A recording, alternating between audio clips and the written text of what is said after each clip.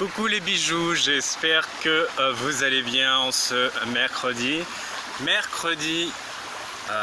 Jour de Mercure, jour tout jaune, avec ce soleil magnifique qui nous inonde de ses rayons dorés. Donc aujourd'hui là, j'ai vraiment commencé la journée de façon sublime. J'habite juste à côté et pour tourner cette vidéo, je suis tombé sur des signes angéliques à répétition, c'était extraordinaire. Je suis tombé sur une plume magnifique. Je l'ai ramassée, je les ramasse à chaque fois. Ensuite, je fais quelques mètres, une deuxième plume différente. Après, je fais un peu plus loin, encore une autre plume.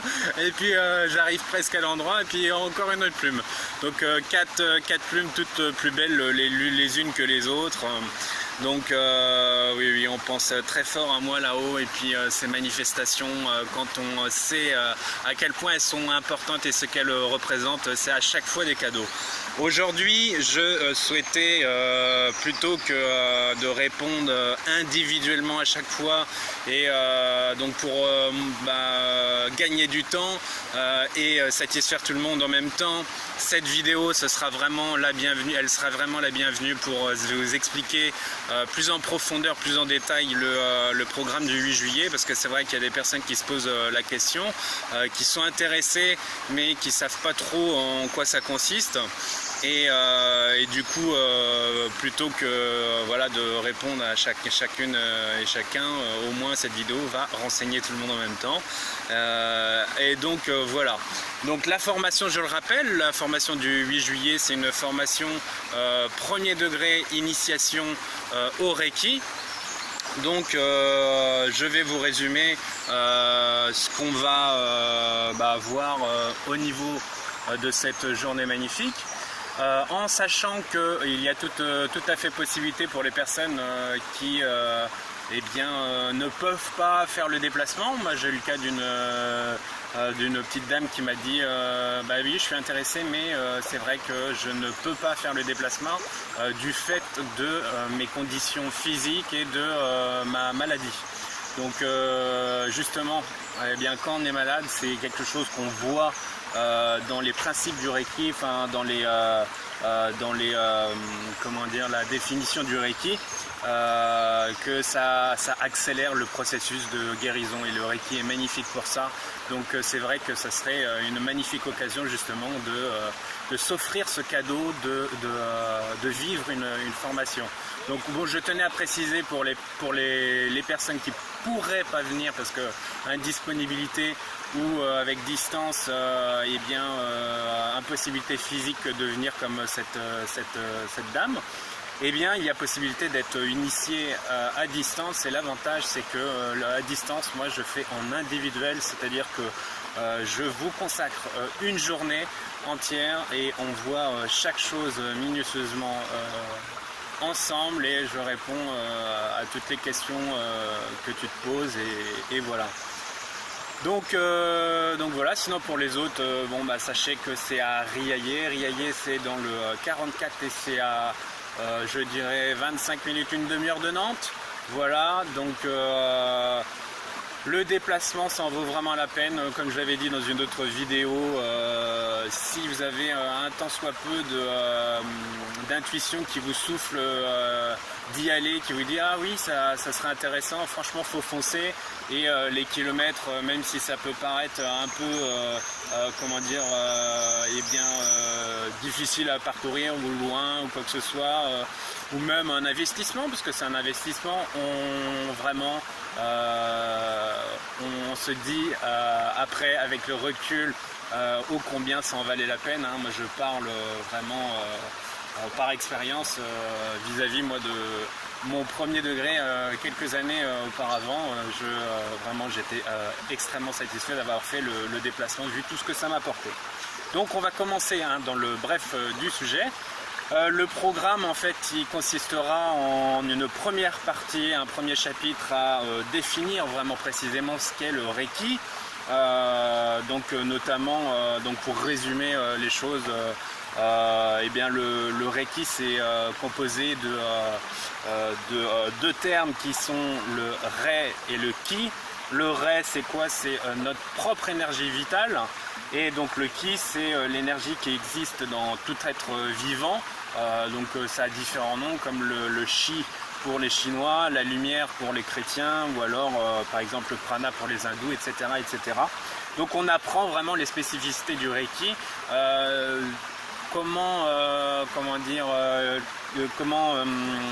que ça apporte vraiment, comme par exemple je vous disais que ça accélère le processus naturel de guérison, ça peut dissoudre les blocages énergétiques, etc., etc.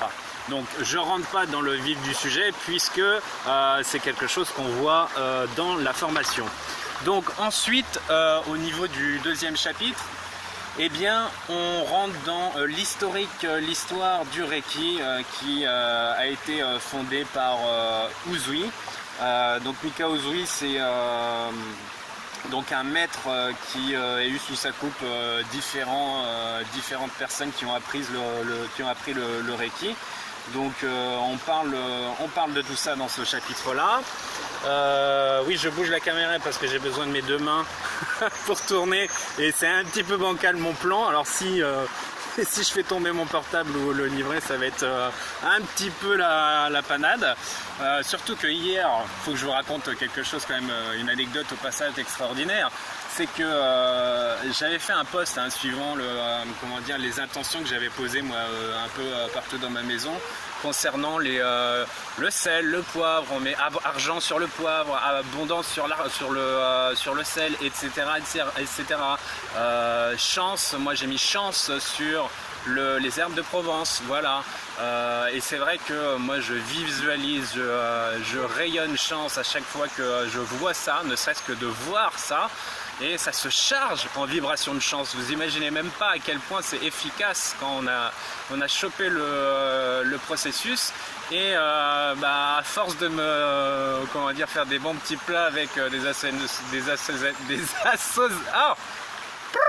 des assaisonnements d'herbes de Provence, eh bien qu'est-ce qui s'est passé?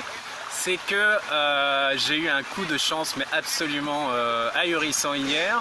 J'étais dans ce lieu vraiment hautement tellurique où je suis en ce moment, qui est extrêmement bienfaisant, et j'étais avec mes lunettes. Donc je me ressource, je médite, etc. Et puis à un moment donné, les lunettes, mais je fais un mouvement comme ça, les lunettes étaient au niveau de là où vous voyez mes pendentifs, elles étaient là, paf, elles tombent. Oh là là là, et puis regardez le courant qu'il y a. Bon, vous voyez, le courant, ça emmène tout de suite un objet, tout de suite quoi. Et qu'est-ce qui se passe? C'est que les lunettes, elles tombent entre deux rochers.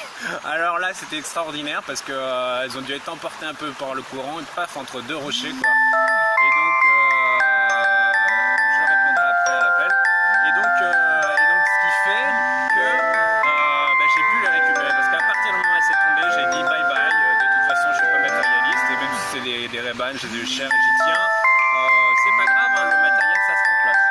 Mais pour vous dire à quel point les exercices que je vous transmets régulièrement, les astuces, les tuyaux, à quel point ça fonctionne, j'en suis l'expérience vivante.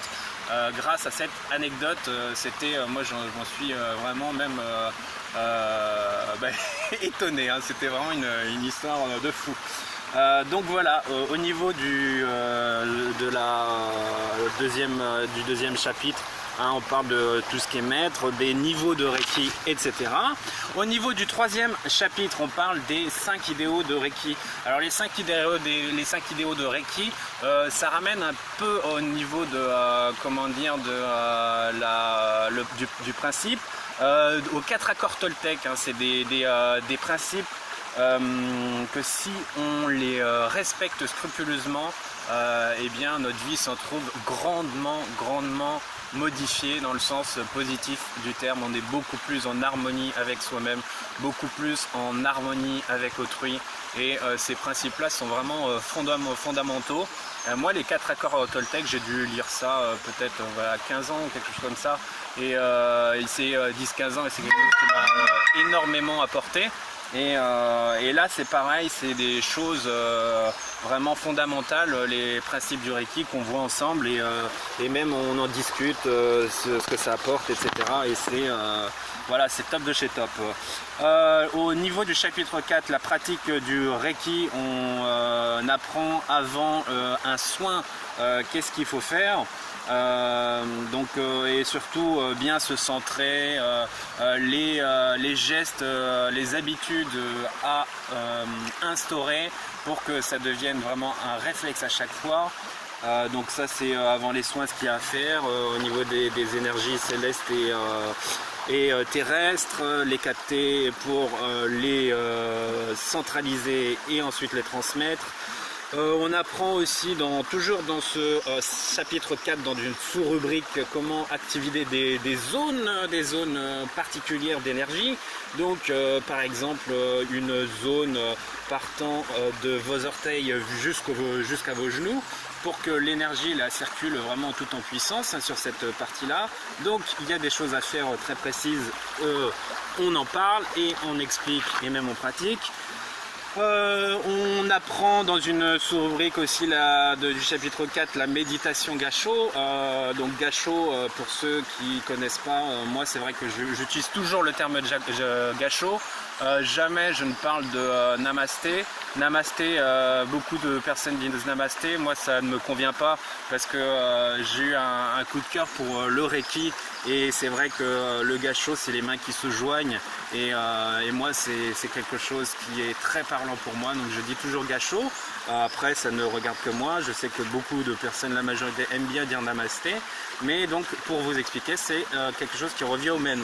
Donc la méditation Gassho, vous l'avez compris, c'est la méditation avec les deux mains qui se joignent. On apprend comment mener une méditation de ce genre-là. Ensuite, pour une dernière sous-rubrique, on apprend le Reiki Siawa no Gyo. Donc ça, c'est la méthode de la douche énergétique, la douche Reiki. Donc pareil, on apprend cette visualisation, on voit les effets occasionnés, etc. Deux magnifiques libellules en couple qui viennent de passer là juste à côté, c'est tout joli. Il y a une dernière sous-rubrique du chapitre 4, ce sont les boules d'énergie, ça c'est extraordinaire. On apprend à capter de l'énergie entre ses mains et vraiment ce qui forme ensuite une boule. Après ça met le temps pour que ce soit formé. Il y a différentes étapes avant que la boule se forme. Ça peut prendre quelques minutes, mais on y arrive à chaque fois quand c'est bien mené et le résultat est absolument extraordinaire. Voilà, donc il y a ça, les boules d'énergie. Ensuite, nous passons à l'autotraitement qui est le chapitre 5. L'autotraitement, qu'est-ce que c'est? C'est apprendre à se traiter soi-même au niveau du Reiki avec des positions. Suite au premier degré, il faut savoir que l'autotraitement, il faut, une fois qu'on le sait, qu'on l'a appris dans le premier degré, pour garder le taux vibratoire qui est vraiment transmis du maître enseignant à l'élève, il faut faire 3 semaines d'autotraitement. 3 semaines, c'est une période pour ancrer les choses. Et ces 3 semaines d'autotraitement, ça va vous permettre de maintenir une qualité de vie, une hygiène de vie, un taux vibratoire élevé, parce que les initiations c'est très très fort, c'est très riche émotionnellement, ça peut aussi faire ressortir plein de choses pour pouvoir couper avec ces choses-là, les résoudre ou alors commencer un processus de guérison par rapport à ces blessures-là. Et donc l'autotraitement c'est quelque chose, un outil qui va vous être absolument très utile. Donc il y a différentes positions d'autotraitement, 16 au total. Donc ensuite on apprend le traitement complet, donc le traitement complet sur une personne. donc avec la position des mains, etc. sur les différents chakras, harmoniser l'aura, combien de fois il faut le faire, etc. En fin de séance, qu'est-ce qu'il faut faire? Et ben, donc les différentes positions, il y en a vraiment 23 au total.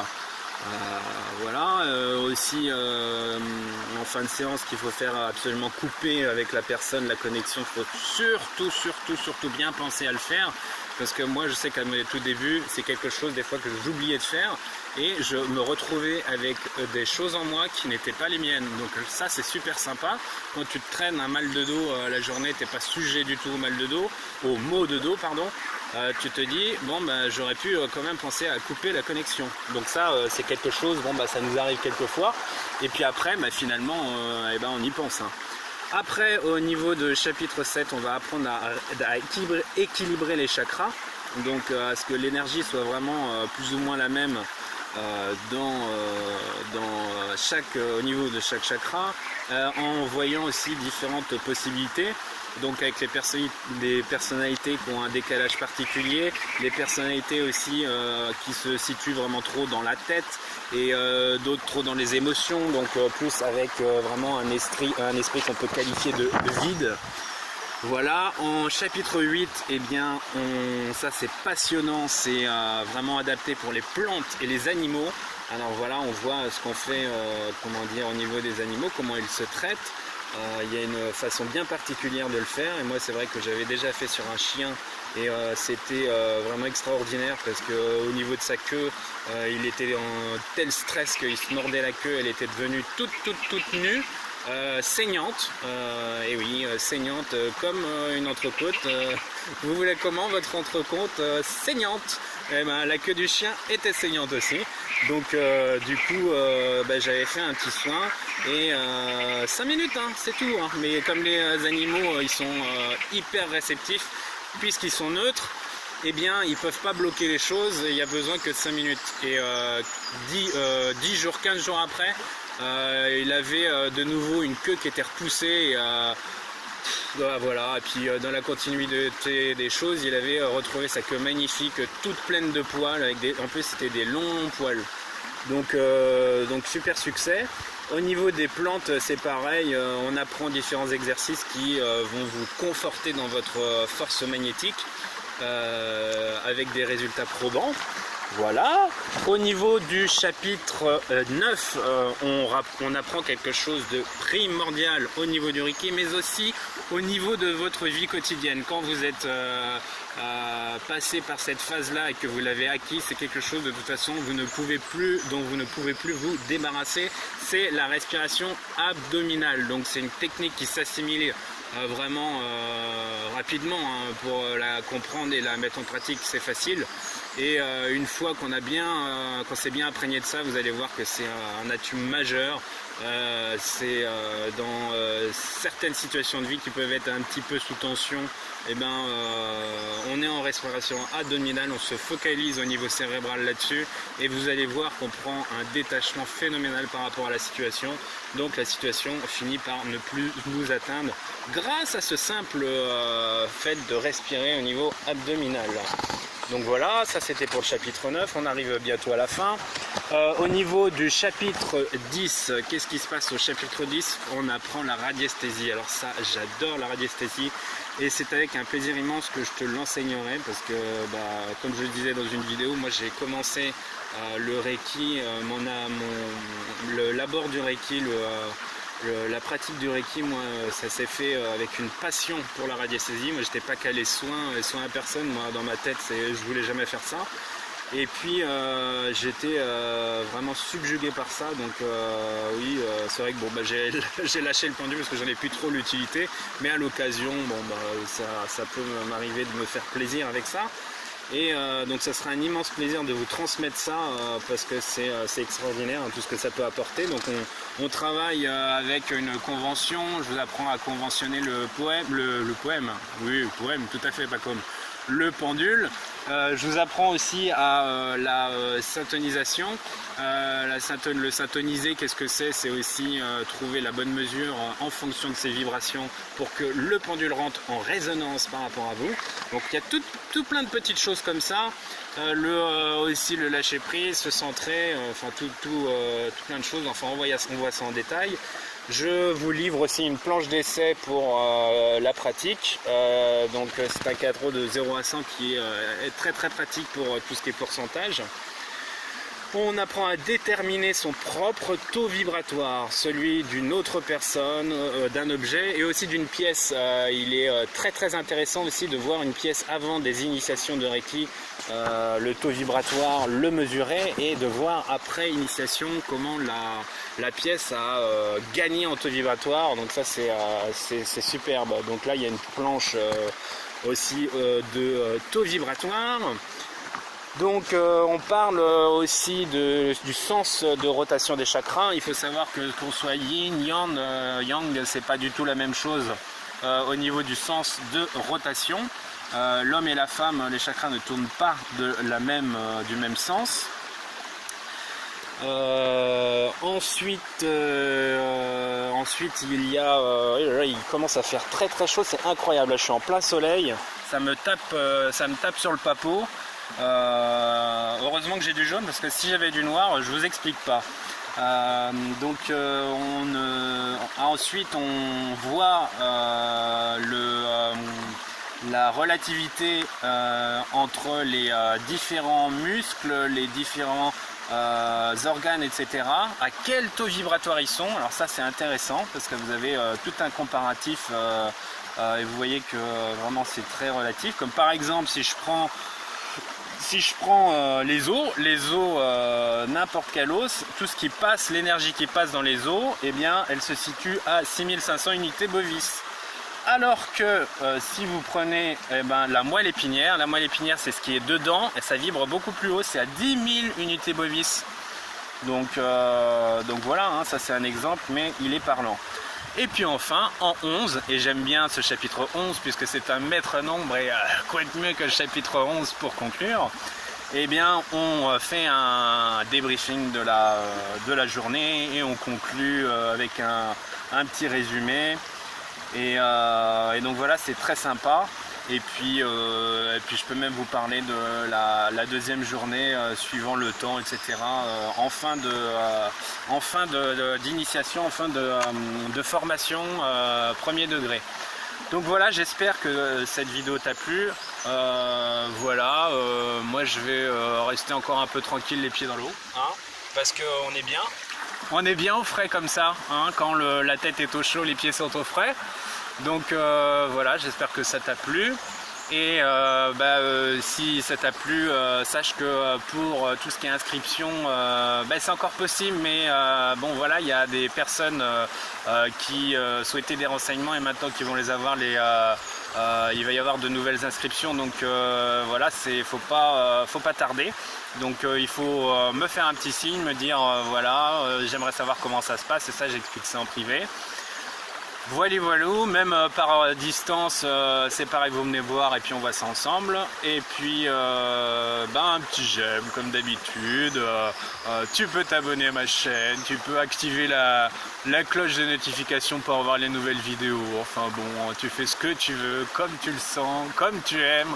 Et puis surtout, eh bien partage cette vidéo parce que le bien-être est quelque chose qui se répand.